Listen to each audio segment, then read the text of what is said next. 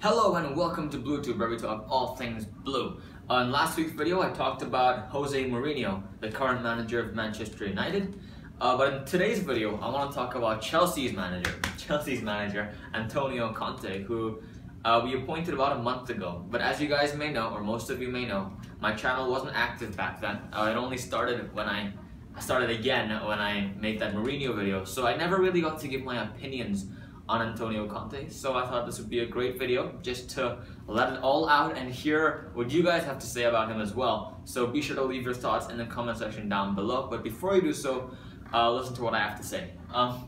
So in this video, I want to talk about three main things. I want to talk about just Antonio Conte's past prior to the Chelsea job. What has he accomplished? How great of a manager is he?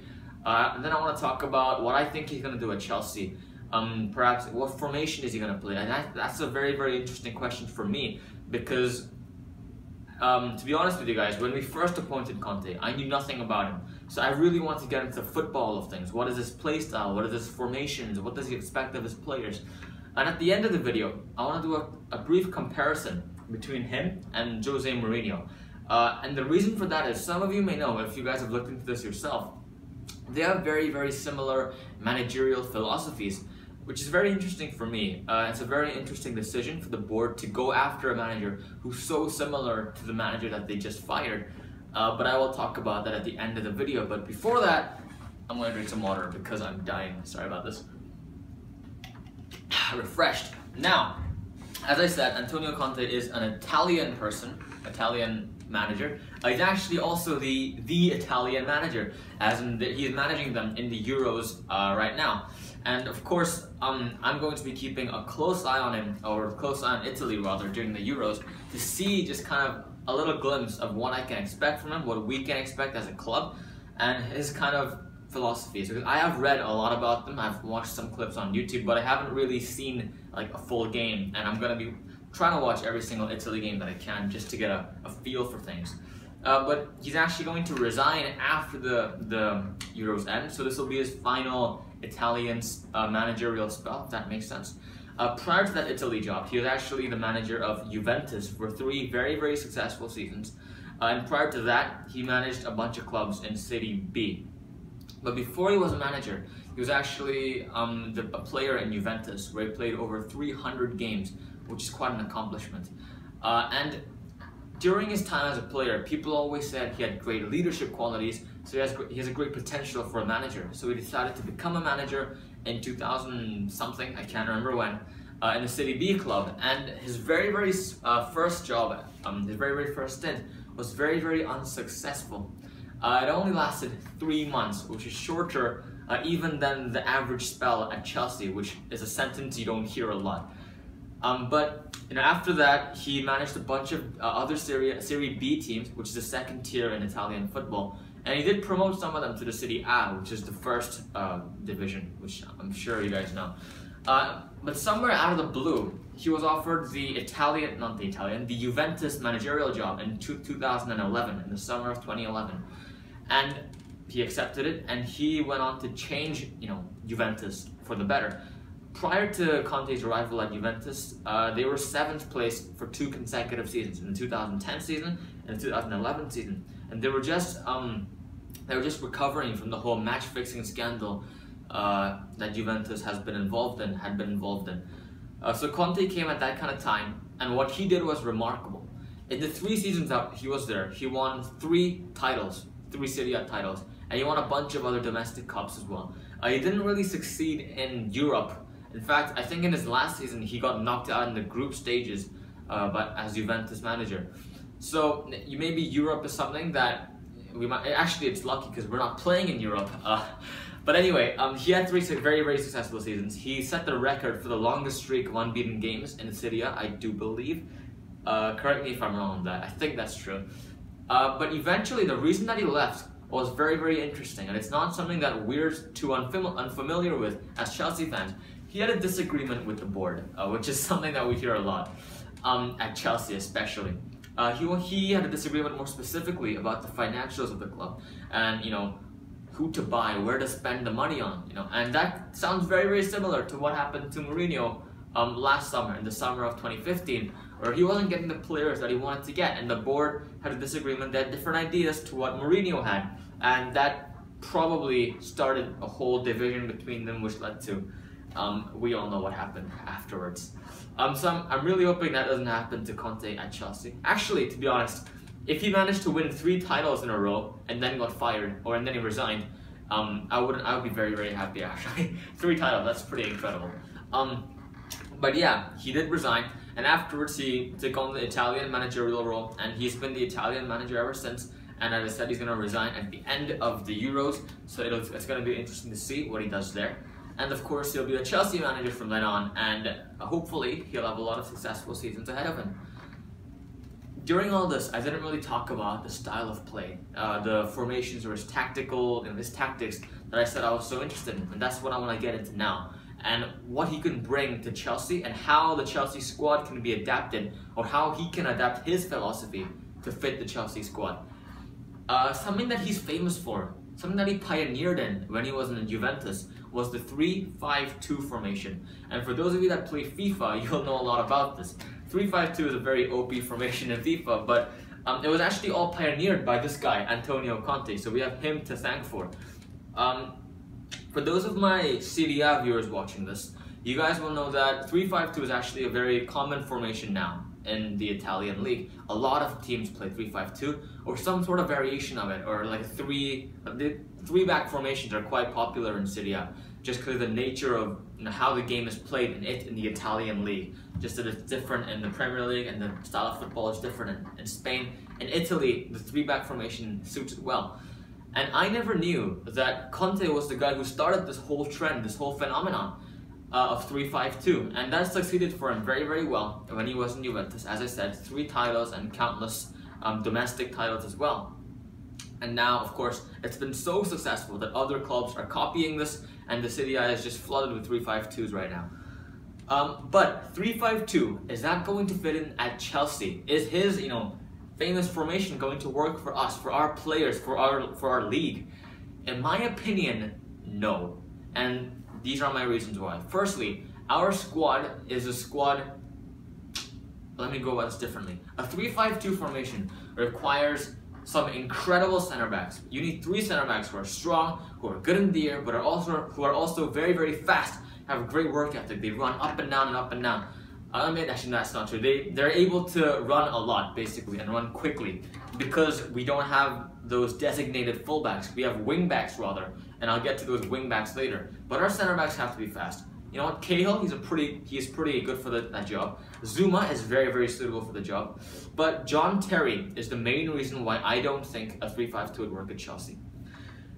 We offered John Terry a contract for a reason. I'm sure Conte had this in his mind. I'm sure the Chelsea board considered all of this before offering John Terry that contract. John Terry, due to his age, he has a physical barrier. He's not as fast, and he's actually never been that fast during his career. But certainly right now, he's not fast enough to be playing a center back role in a 3-5-2. He's got great positioning sense. He's got great tackling abilities, great strength, great aerial abilities, great goal scoring abilities. I still think he's one of the best center backs in the Premier League, but he doesn't suit a 3-5-2 purely due to his lack of pace, and especially in a league like the Premier League, where especially the smaller teams, they tend to counter-attack a lot. We need that pace, and a 3-5-2 is a lot more vulnerable to that kind of counter-attacking football.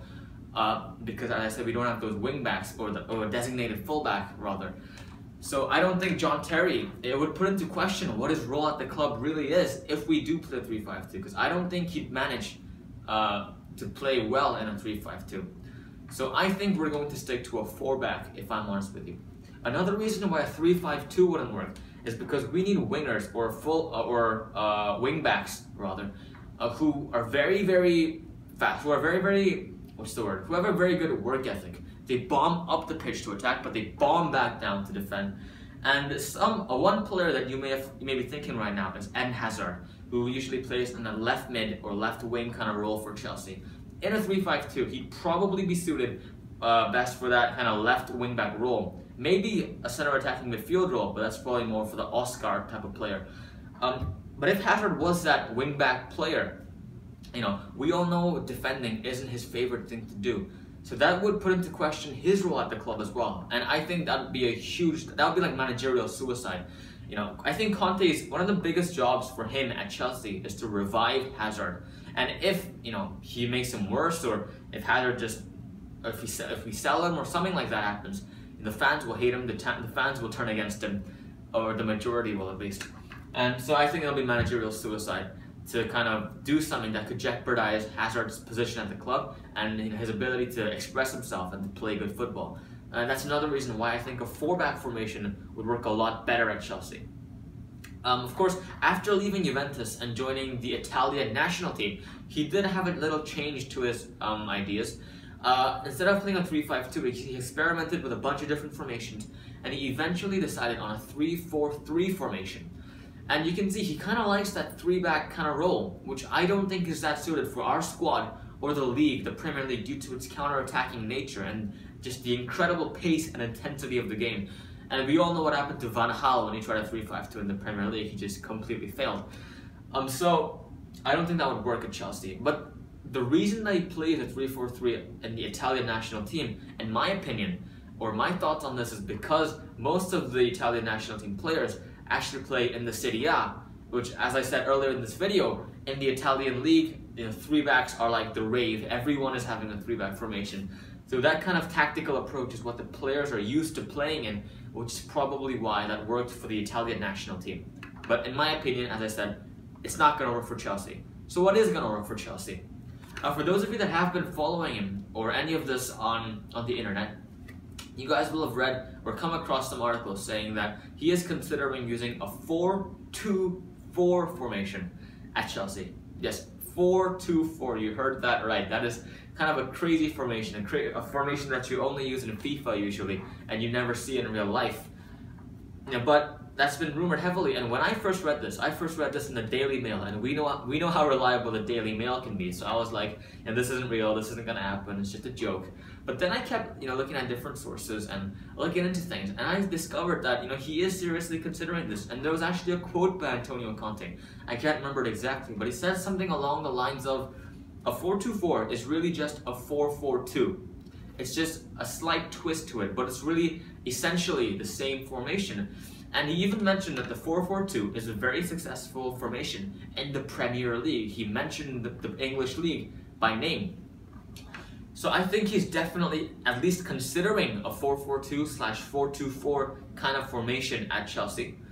And I think that is a formation that he will land with eventually. And I think that's actually very suited for our squad and also the Premier League. As he said, and as I said when I quoted him, he thinks the 4-4-2 is very successful in English football, and that's absolutely true. It's great to have a 4-back instead of a 3-back because of the reasons that I've just said. The counter-attacking nature, the intensity of the football in England. And also, in our squad, more specifically to our squad, we have John Terry, who is a lot more better suited for a 4-back formation, and we have Eden Hazard, who would be much better suited having a designated fullback working behind him, so that his defensive vulnerabilities can sort of be countered for, if that makes sense. And I will get more to his work ethic, that kind of thing, a bit later on. That goes under his managerial philosophy when I try to compare him with Mourinho. But in terms of the formation, I think a 4-4-2 would be very, very good. But there'd be one thing that would be glaringly obvious to you guys as you're listening to me talking about this. We don't have enough strikers, or at least we don't have enough quality strikers. Right now we have Diego Costa, which everyone is very happy with. We have Loic Remy, which is very debatable. I know some people love him. I personally don't think he's anywhere near good enough for a title-winning team. And we have, actually I don't even know if we have Alessandro Pato. I think he might have gone. I don't know what happened to his loan deal, man. I know there was an option in the loan for us to buy him, but I don't think we are, because he's only played one game for us. Or had he played two? No, I think he's only played one game for us. So I don't think we are going to sign him back. So we have Costa, Loic Remy. Loic Remy is not good enough, so we are going to need to buy some strikers, and that is a whole separate video. I'm actually planning to do a transfer wish list type of video, so keep your eyes open for that. But we will need to buy strikers, and good ones as well. But of course that'll be difficult because we're actually not playing in the Champions League, which makes it very difficult to attract quality players. Anyway, that's the formation that I think we're going to roll with. So what is Conte like as a manager? What is his managerial philosophy?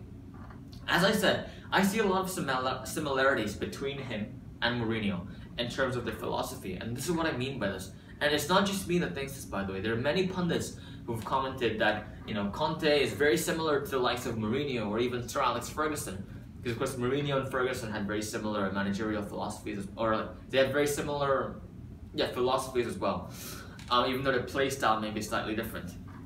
But something that's similar about these two, that they both place a great emphasis on work ethic. And you know, you guys know this by following Mourinho in the last few years. In fact, he sold Juan Mata for not tracking back and defending enough.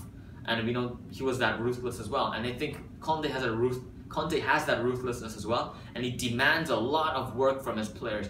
And I think Mourinho has kind of ingrained that mentality upon the current squad. So that shouldn't be a huge, you know, stumbling block for Conte in terms of getting that message across. You have to work hard. You have great players like Willian and Oscar who are willing to put up high pressure, who are willing to chase down every single ball. But Eden Hazard is a question mark. He doesn't defend as much, and Mourinho, for seasons and seasons, he tried to, you know, tell him, you gotta defend. And there were many times where he cost us goals. You know, when Hazard's unwillingness to track back. Some very big goals were conceded this way. For example, I seem to remember, whether it was this season or last season, but against PSG in the Champions League, we conceded a big goal because Hazard didn't track back enough. And there was Fabregas as well, didn't really track back as well. I think he was responsible for it as well.